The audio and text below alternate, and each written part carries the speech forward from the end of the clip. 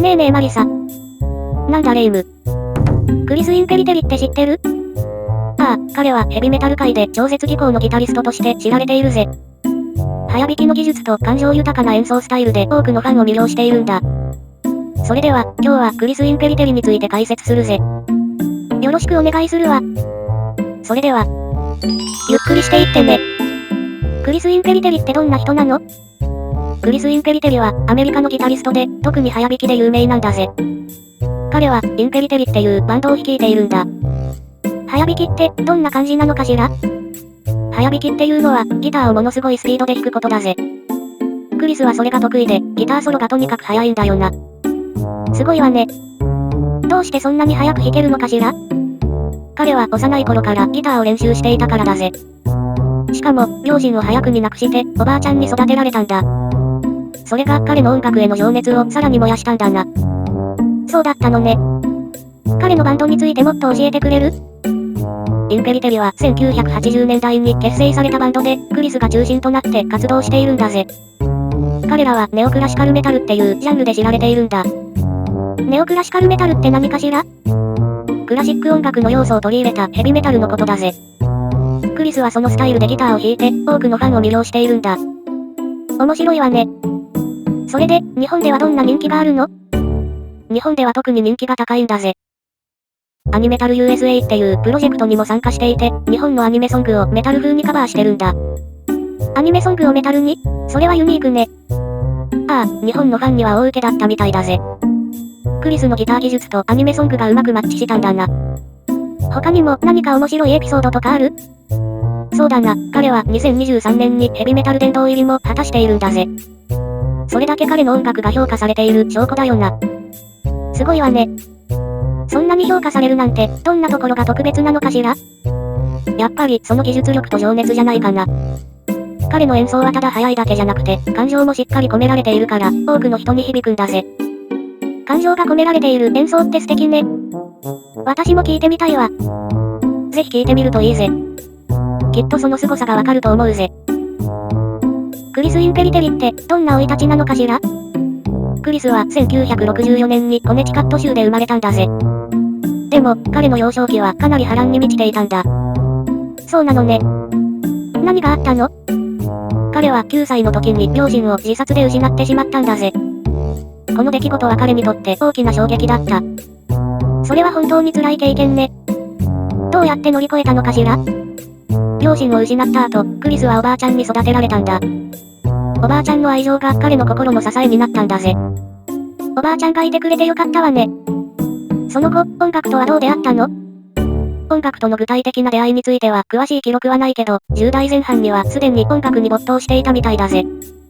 どんな音楽に影響を受けたのかしら？70年代から80年代初頭のロックギタリストたちに影響を受けたんだ。エディ・バンヘイレンやランディ・ローズ、リッチー・ブラックモアなんかが特に好きだったみたいだぜ。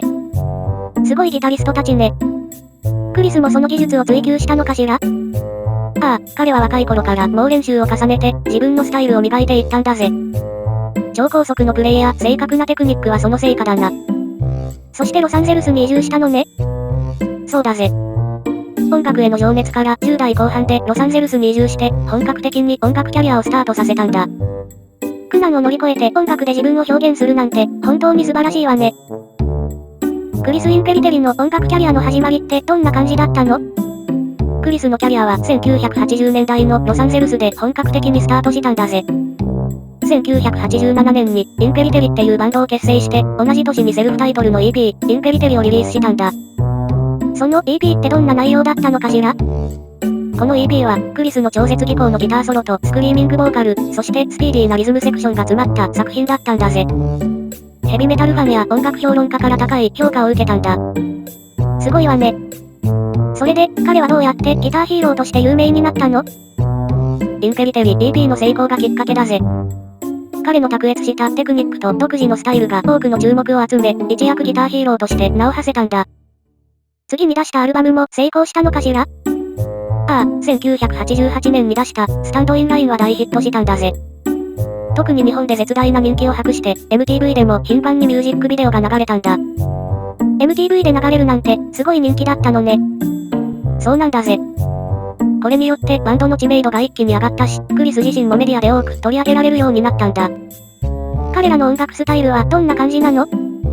クラシカルな要素を取り入れたシュレッディングギターやパワフルなボーカル、スピードメタル的なドラミング、アグレッシブなベースラインが特徴なんだぜ。これがファンを魅了するポイントなんだよな。なるほどね。それでネオクラシカルメタルというジャンルにも貢献しているのね。そうなんだぜ。彼のギタープレイは多くのミュージシャンに影響を与えて、このジャンルの発展にも大きく寄与しているんだ。クリス・インペリテリのキャリアが急成長したのはいつ頃なのかしら？ 1980 年代後半からだぜ。特に1988年にリリースしたアルバム、スタンドインラインが大ヒットしたんだ。そのアルバムは何か特別だったの？元レインボーのボーカリスト、グラハム・ボネットを迎えたこともあって、アルバムは特に日本で絶大な人気を博したんだぜ。タイトル曲のミュージックビデオも MTV で頻繁に流れて、知名度が一気に上がったんだ。日本での人気ってどんな感じだったのかしら？クリスは日本について、教育水準が高く、複雑な音楽を理解してくれると言っているぜ。また、日本のファンは彼をリッチー・ブラックモアやイングベイ・マルムスティーンと同列に扱ってくれるようになったそうだ。それはすごいわね。ギターヒーローとしての地位も確立したのね。ああ、彼のギターテクニックはすごい注目を集めたんだ。2003年には、ギターワンマガジンで史上2番目に速いギターシュレッダーに選ばれたし、2008年には、ギターワールド誌で最速のギタリストの一人にも選出されているんだぜ。他にも成功したアルバムはあるの？2015年のベノルや2018年のザ・ネイチャー・オブ・ザ・ビーストも高く評価されているぜ。どちらも彼の技術と音楽性が光る作品だ。ライブパフォーマンスでも人気だったのかしら？そうだな、特に日本とヨーロッパで人気が高いんだ。ヨーロッパではメガメタルフェスティバルに出演して、数万人の観客を前に演奏することもあったそうだぜ。クリス・インペリテリは本当にすごい才能と情熱を持っているのね。クリス・インペリテリの演奏スタイルってどんな感じなのかしら？クリスの演奏スタイルはヘビメタル界でも独自の地位を確立しているんだぜ。彼の特徴的なテクニックには超高速のソロ演奏や複雑なマイナースケールのフレーズ、ストリングスキッピング、スウィープピッキングによるアルペジオ、そしてタッピングがあるんだ。すごいわね。そんなに速くて正確に弾けるなんてどうやって練習したのかしら？彼は若い頃から猛練習を重ねてその技術を磨いてきたんだぜ。2003年にはギターワンマガジンで史上2番目に速いギターシュレッダーに選ばれたり、2008年にはギターワールド誌で最速のギタリストの一人にも選出されているんだ。どんな機材を使っているのかしら？クリスはシャーベルを主力ブランドとして使っていて、カスタムモデルもあるんだぜ。他にもギブソンやフェンダー、ディーンのギターを使用している。アンプはヴィンテージマーシャルやメサブキーを使っていて、ピックアップはセイモアダンカンを愛用しているんだ。日本でも人気があるって聞いたけど、本当なの？ああ、日本では特に人気が高いんだぜ。クリス自身も、日本の人々はインペリテリの音楽をエモーショナルで意味があるものと受け止めてくれると言っているし、アニメタル USA としても活動して、日本のファンとの強い結びつきを築いているんだ。クリス・インペリテリは本当に多彩で情熱的なミュージシャンなのね。クリス・インペリテリの音楽キャリアってどんな影響を与えてきたのかしら？クリスの超絶技巧は多くのギタリストに影響を与えてきたんだぜ。特にネオクラシカルメタルの発展に大きく貢献したんだ。彼の演奏スタイルは技術だけじゃなくて感情的な表現力も高く評価されているんだよな。受賞歴もすごいのよね。ああ、2003年にはギターワンマガジンで史上2番目に速いギターシュレッダーに選ばれたし、2008年にはギターワールド誌で最速のギタリストの一人にも選出されているんだ。そして2023年にはヘビメタル殿堂入りも果たしているんだぜ。それだけ評価されるなんて、クリスの技術と音楽性がどれだけ優れているかがわかるわね。ああ、そうだぜ。彼の最新アルバム、マシーンも注目されているんだ。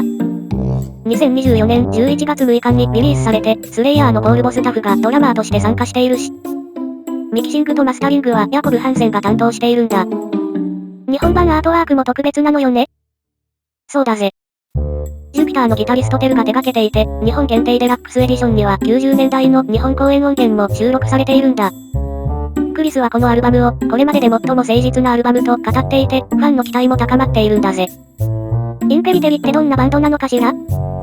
クリスはインペリテリを単なるギターヒーローのプロジェクトではなく、4人のメンバーが協力して素晴らしい音楽を作り上げるバンドとして強調しているんだ。彼は、シュレッディングよりも、メモラブルなリフや力強いメロディ、感情的な表現を重視しているんだぜ。今後の展望についてはどう考えているの？クリスは常に新しい挑戦を求めていて、自分の音楽性を追求し続けているんだ。ただ、メタルバンドの一員でいたいと語っていて、その姿勢が彼の音楽に感情と表現力を与えているんだぜ。今後も、クリス・インペリテリとインペリテリバンドはヘビメタルシーンで重要な存在であり続けると思うよな。本当に素晴らしいわね。